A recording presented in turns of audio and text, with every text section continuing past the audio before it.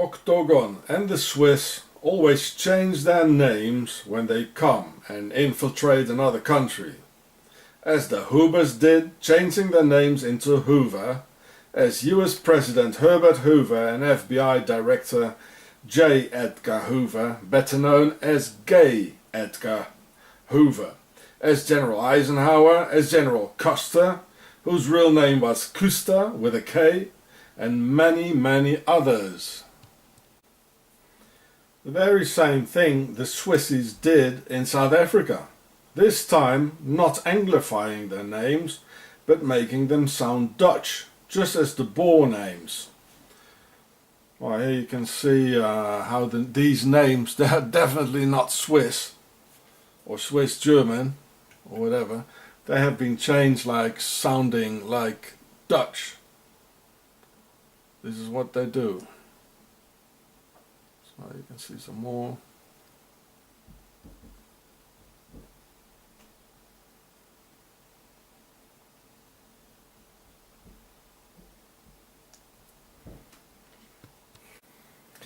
This is what the Swiss always do. They come and settle down in your country while keeping a low profile, smile and multiply, and organize in their secret lodges. Then they change their names into English or whatever. Then they go for the key positions in politics, army, police and justice, and then they'll tell you what to do in your country while robbing your savings with their banks. And well, here we can see some more.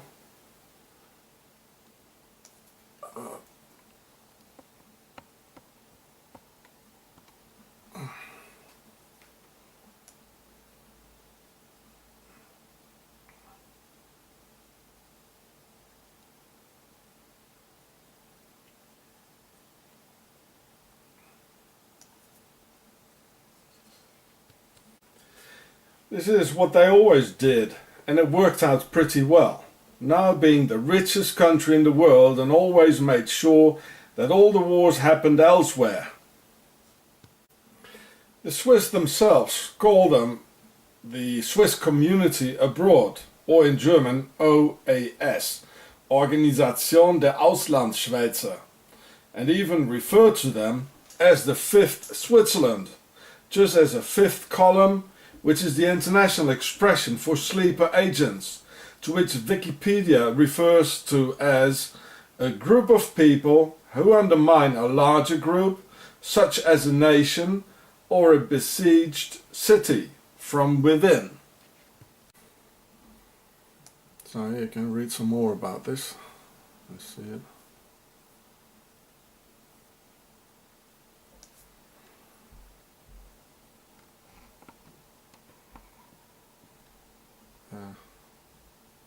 There's even an address and a telephone number. And here you can see it's the Fifth Switzerland. That's how they call the Swissies abroad. This is a fifth column, folks. The Swiss sleeper agents. They even say it themselves. They're very dangerous. This is Octagon. There's no doubt that the word fifth column finds its origins here, and not in Spain during the Civil War or something, though of course the Spanish people were betrayed all the time by Octagon Templar agents and attacked by the Nazi Templar Condor Legion. So here you can see in Wikipedia. So fifth column, or Fifth Switzerland, is a group of people who undermine a larger group, such as a nation or a besieged city, from within. So here you can read it all. This is how Octagon conquers the world, from within, the enemy within. Now why fifth, as in fifth column or Fifth Switzerland? Because there are 4 Switzerlands inside Octagon. One German-speaking part in order to undermine the peoples to the north, one French to the west, one Italian for the south, and one Retro-Romanic or Romansh language. So here we can see the green where they speak French, Well, this is the only part of Switzerland where they have an independence movement. It's called Jura, because after it's looked like a Roth, you know, it's outside of Switzerland. And here, the most part, well, they speak German, and here they speak Italian. And this here, it's called Romansh. It might be an old Roman language of of former Roman legionnaires who settled down here, as the Swiss have been murdering and killing people all over always. And we can see it looks like a pig. Here's the mouth, here's the tail. A little dirty pig it is.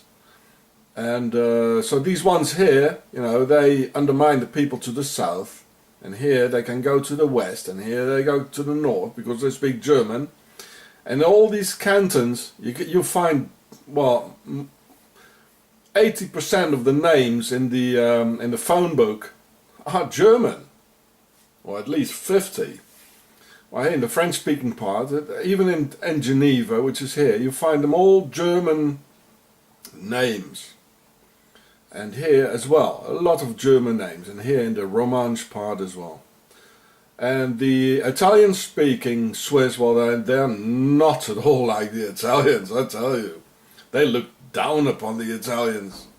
And the French-speaking Swiss, well, it's the same. They look down upon the French workers who come every day to work in Switzerland. So this is why, and then there's the, so here are 4 languages. We could say 4 Switzerlands, and the 5th Switzerland, well, now we know. The 5th column.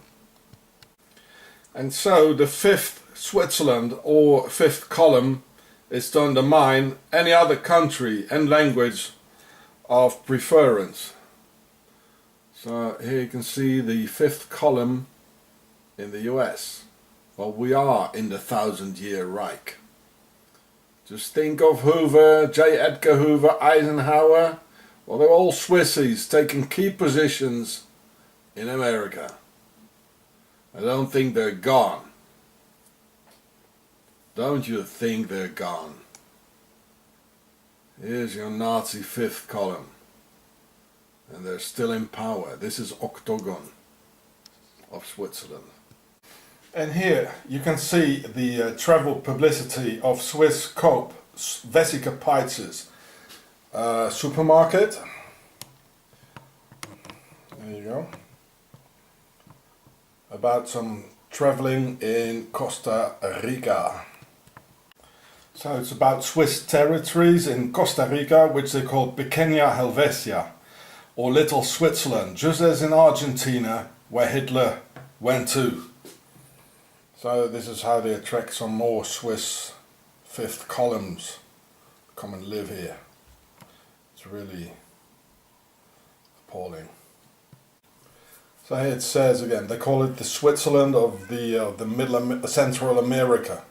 It's already their territory. It's like the 5th Switzerland. They just take it over. Here's some more 5th column. Well, why do you think there's the Templar V behind of Octagon, eh? So this is a clothing company. Well, they know exactly what they're doing, I'll tell you. Just making business. Well, the Nazis went into business afterwards. And then if you buy it, you're carrying their strategy on your t-shirt, on your breast, on your back. Isn't that funny? Funny enough, the Swiss OAS reminds us of the French OAS, meaning Organisation Armée Secrète, meaning the organization of the secret army during the Algeria War, who even tried to kill General de Gaulle. Well, we know that François Genoux, the grey eminence of Octagon, he had a lot of things to do with the OAS, Organisation Armée Secrète, in Algeria. So there is a connection, don't worry. So here you go. It's about the Algerian War. OAS, the secret army organization, and François Genoux, Jan Machaert, Hitler's banker, Alan Dulles, all funny people. And it was a Freemasonry organization together with François Mitterrand. And de Gaulle, he wanted to give the independence to Algeria, and this organization opposed to that.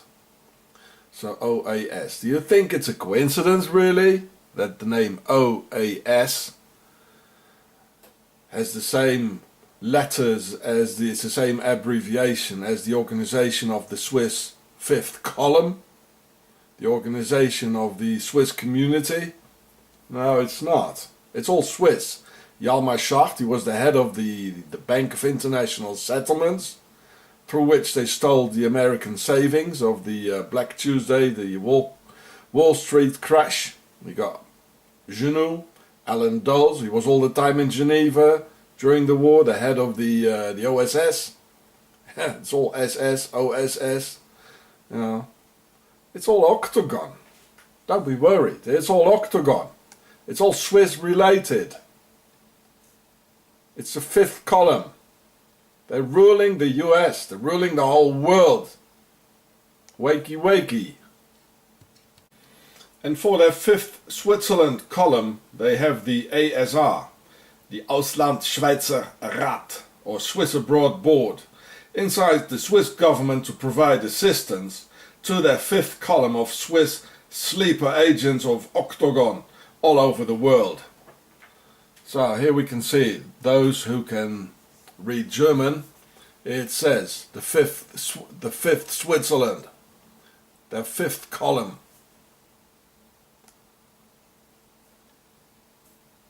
These are like secret lodges. We don't know what's going on. So this is in German.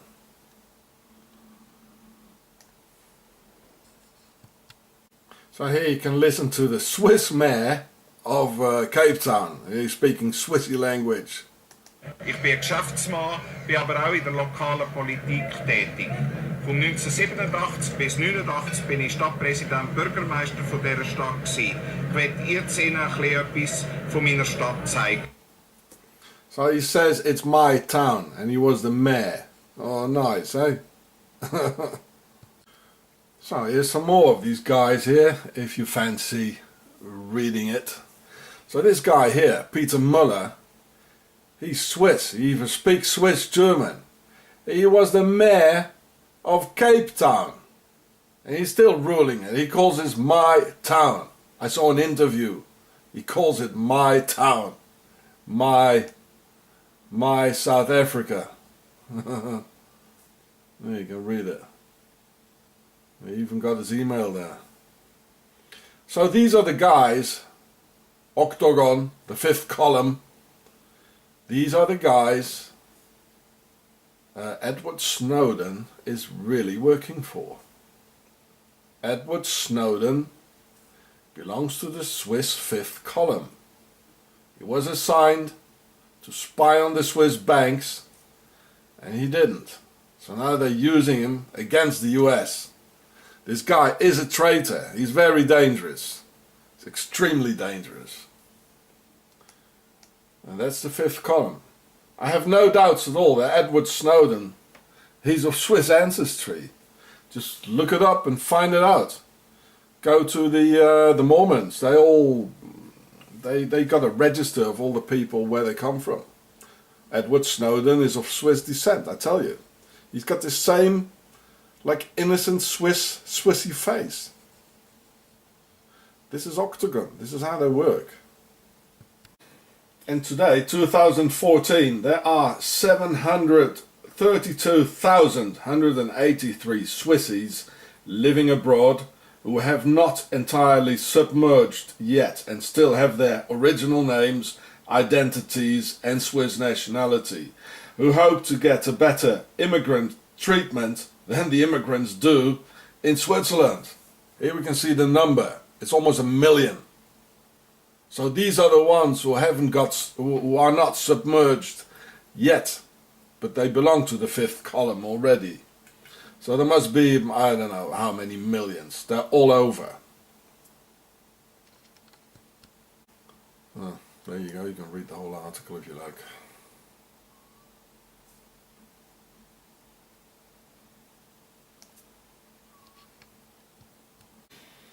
The Swissies want to make the world their own, While when you, as a foreigner, settle inside the motherland of Octagon, you have to deal with Swiss gangster rule by a very unanimous people, like these Swiss gangsters of their Swiss Nazi police came and put 3 guns on my head for gangsters' intimidation, and no legal reason at all.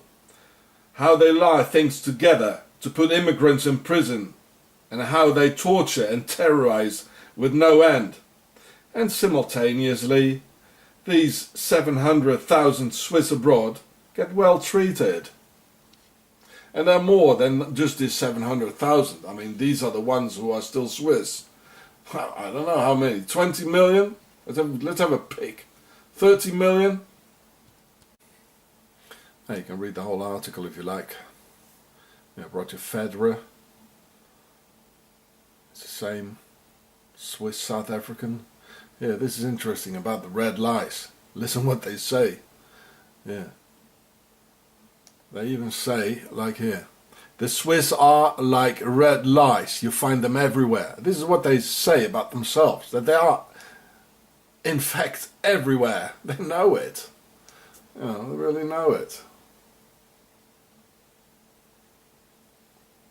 They know exactly what they're doing.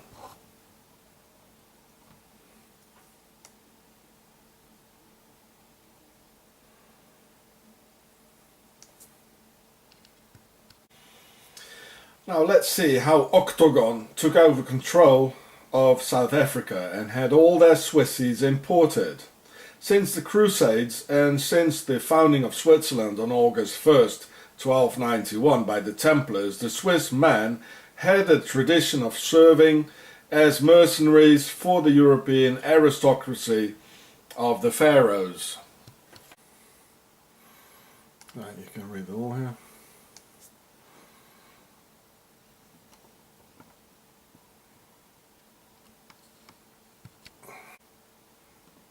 There you go, read it all. So after the 30-year war in 1648 and murdering 2/3 of the German population, they went and served the Dutch king amongst other pharaohs. As the Dutch navy ended the 30-year war by sinking the Spanish and Portuguese galleons full of Inca gold to pay off the mercs. So immediately after, in 1652, like 4 years after the end of the 30-year war, South Africa could be founded in 1652 by Jan van Riebeeck at Cape of Good Hope.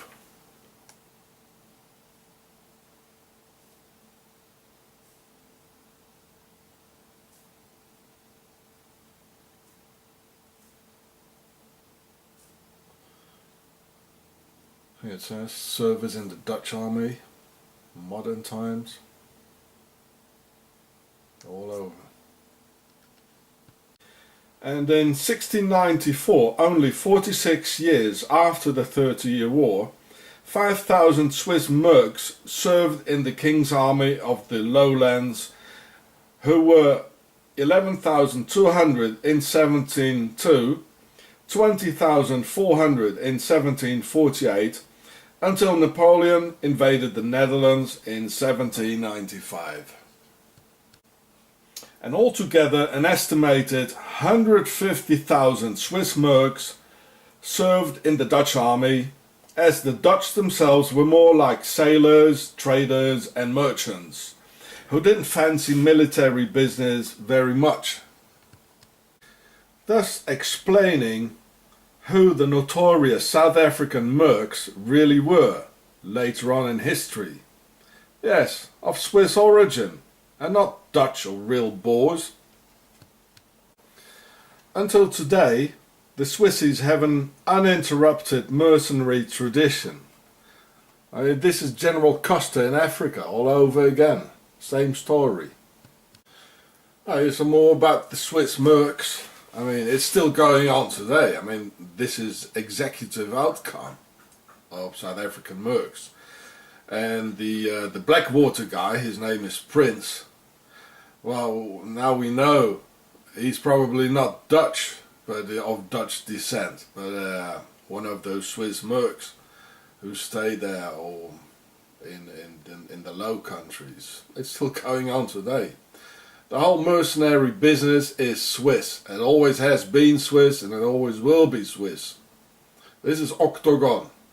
Whether it's Blackwater, Executive Outcome or all the others, it's Swiss.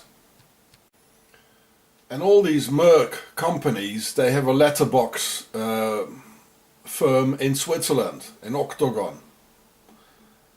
So they don't pay any taxes. Well, you don't want to pay US taxes, do you now? Or very high British taxes.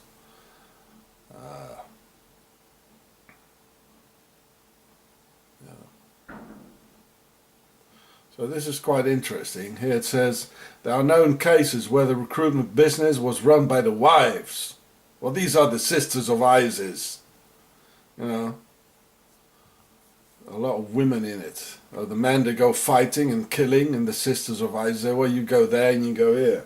The same thing I can see here today. There's a lot of Swiss women. And there are some real witches here, I can tell you. And they tell the police to go somewhere and arrest a foreigner. They say, this is a dangerous foreigner, go and arrest him, we are so afraid of him.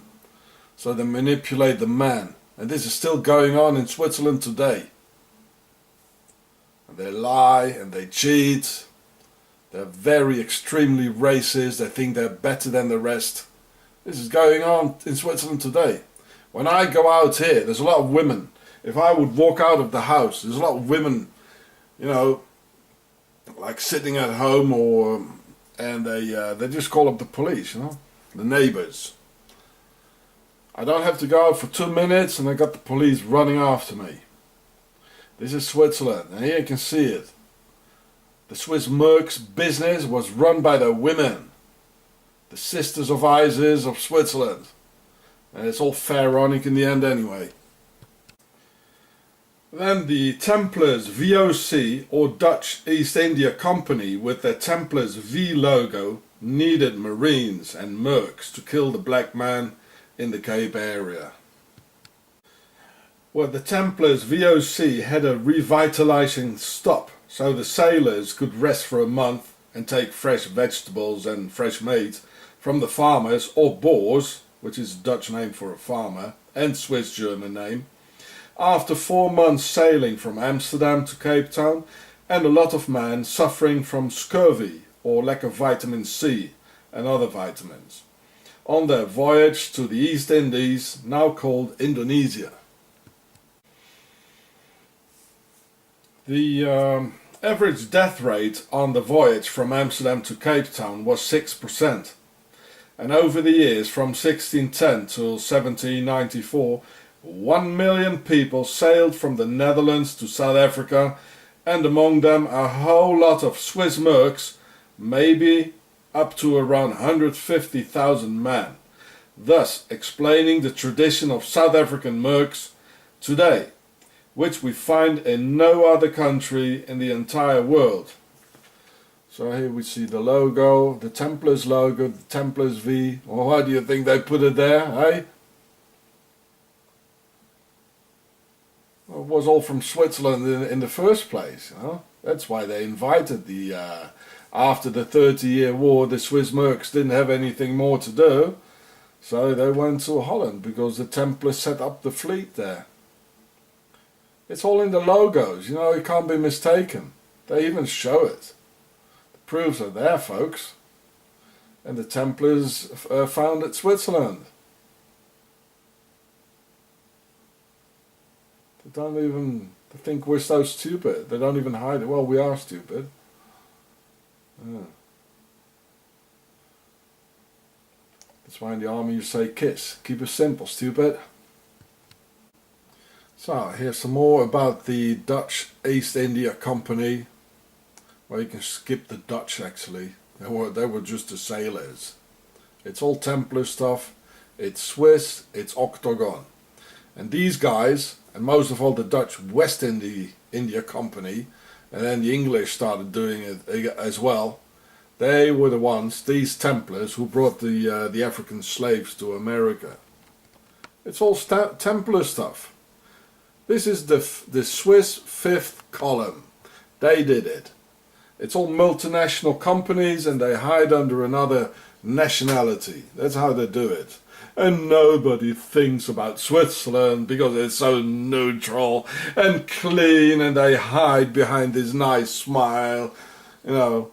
But it's all Templar stuff. Well, look at the flag here. It's a Templars V. The Templars brought the slaves to America. Listen up, my black brothers, if there's any Black Panthers listening. Well, come and contact me, we do something about it.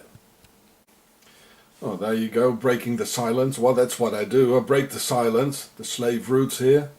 The Swiss don't like me to break the silence. They'll probably come around with the police again.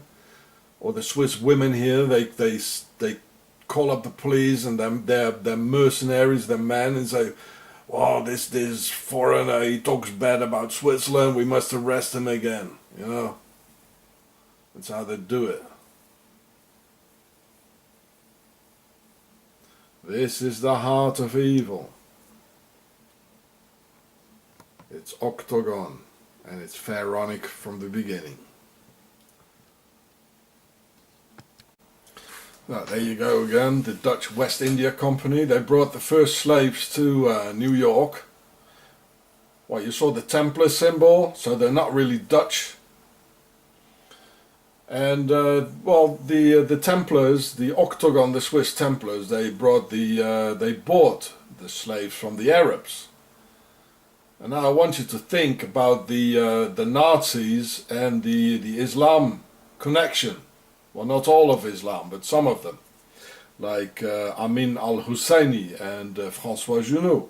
So this thing, together with Octagon, the Templar Nazis, and the Islamo-slave connection, as the word for a black man and a slave in Arabic is Abd. And where the word Abdullah, it means the slave of Allah. So all the black men, they were slaves. Yeah, so here's already the connection between the this face of the Muslims, in spite of the fact that they say, well, we're all brothers and things like that. But you know, people are dying. You know, constructing the World Soccer Stadium in some Arab Emirates. They have a lot of slaves, or even Muslims, and they don't get any wages. They die as flies today in 2014.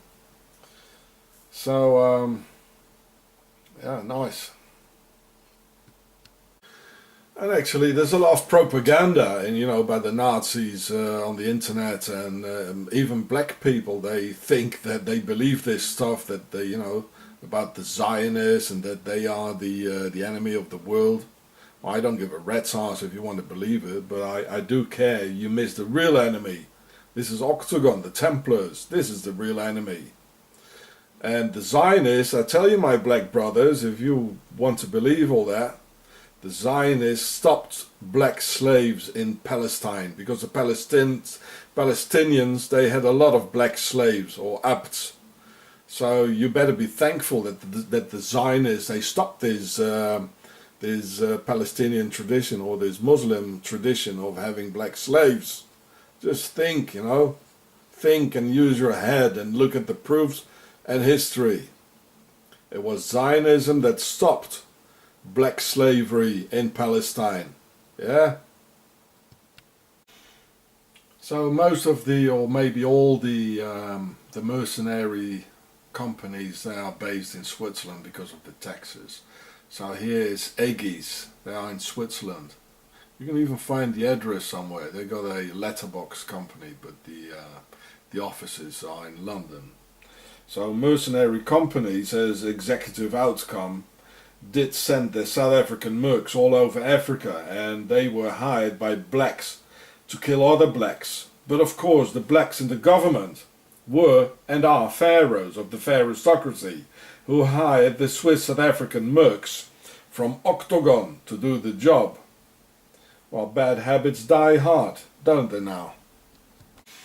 And this is why Nelson Mandela and the new South African government never did a single thing against these white mercs from South Africa, roaming over the entire African continent, because Nelson Mandela came from a royal African Pera family of rulers, and he was a Freemason. This is why he got invited to see the Queen. Or does anyone think that some average Negroid can drink tea with the Queen like that? And this convict with 27 years in prison become head of state just like that? Well, I tell you, this guy didn't do a single day in prison, and he doesn't give a damn about the black population, as he himself was part of the big pharaonic family of the Pera big house.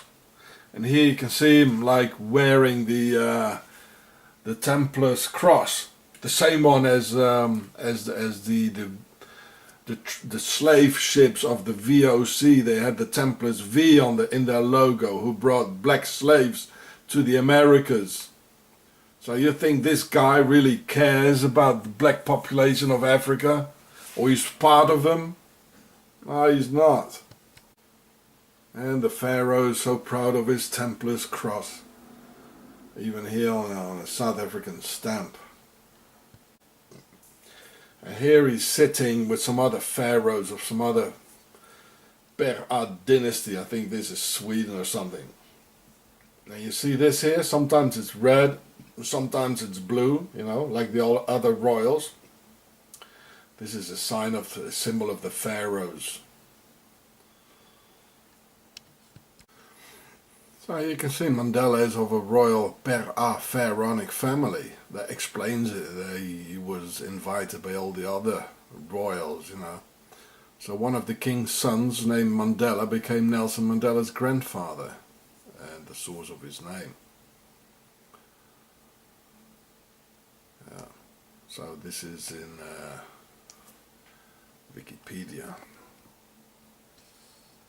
Well, you can see Mandela, he was born into a royal family, the Tembu tribe, Xhosa. So they're all pharaohs together, you see. The royal pharaoh. Well, remember the pharaohs, they were all over Africa before they went to Europe, you know, so yeah, this is typical pharaonic, isn't it? Yeah. So this is why the European royals, they like him. You know, you can read it all here. Well, find it out yourself. A pharaonic necklace. So in South Africa, the persecuted Europeans were forced to live side by side with their Swiss persecutors, without knowing so, as the Swiss and the Mercs always keep tight.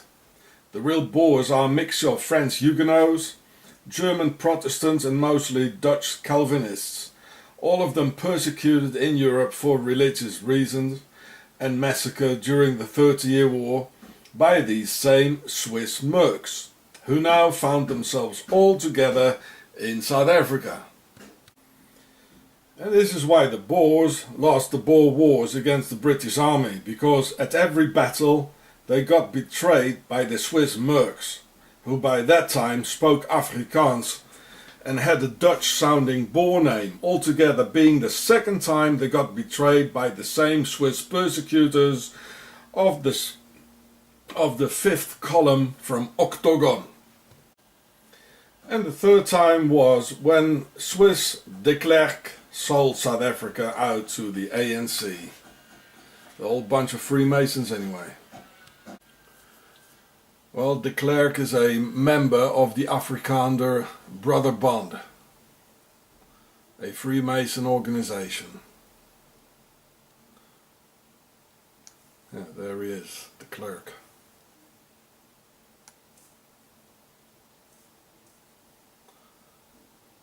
It's still the VOC.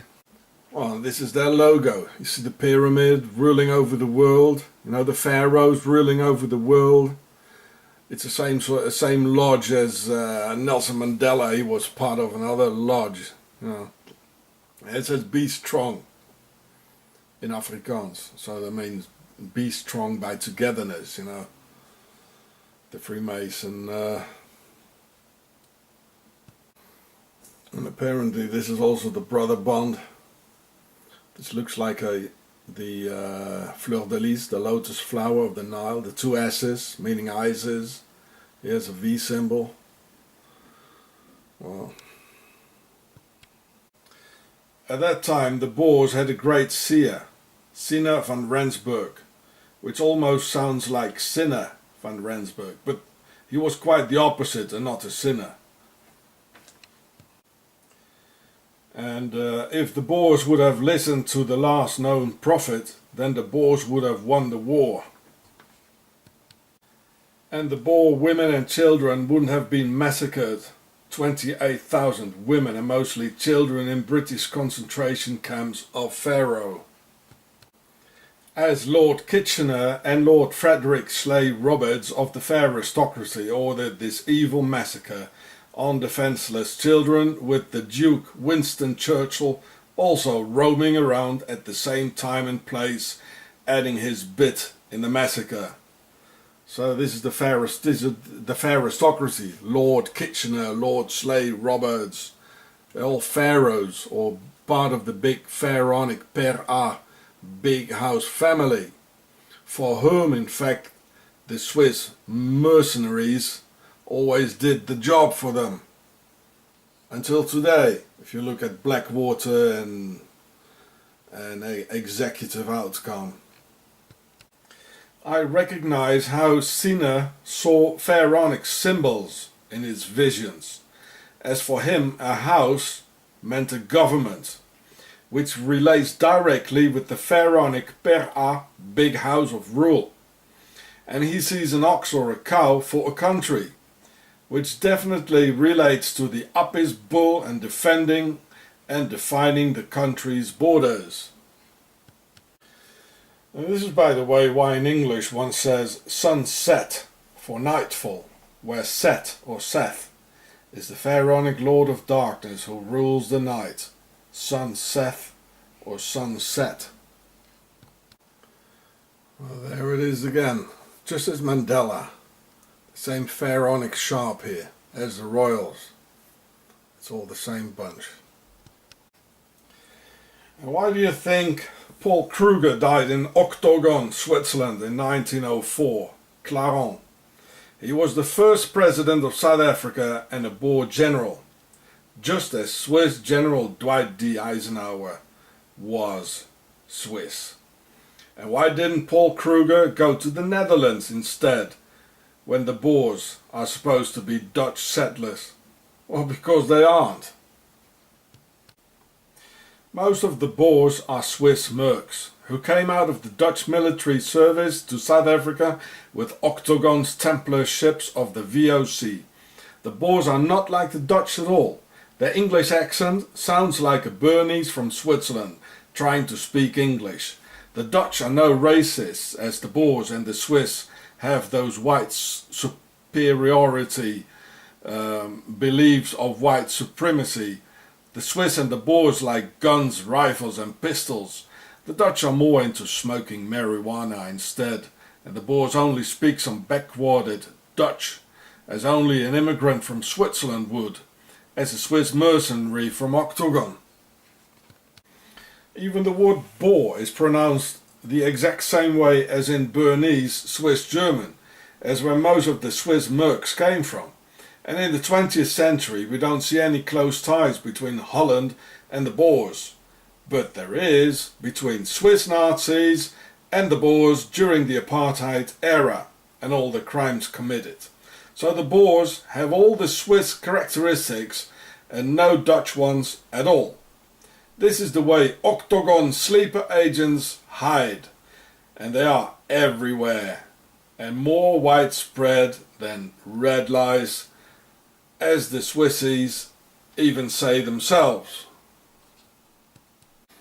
And when I was in the SADF in 1981, during the border wars, they had restricted areas where they had rows of black people hanging upside down from the trees with a bucket underneath.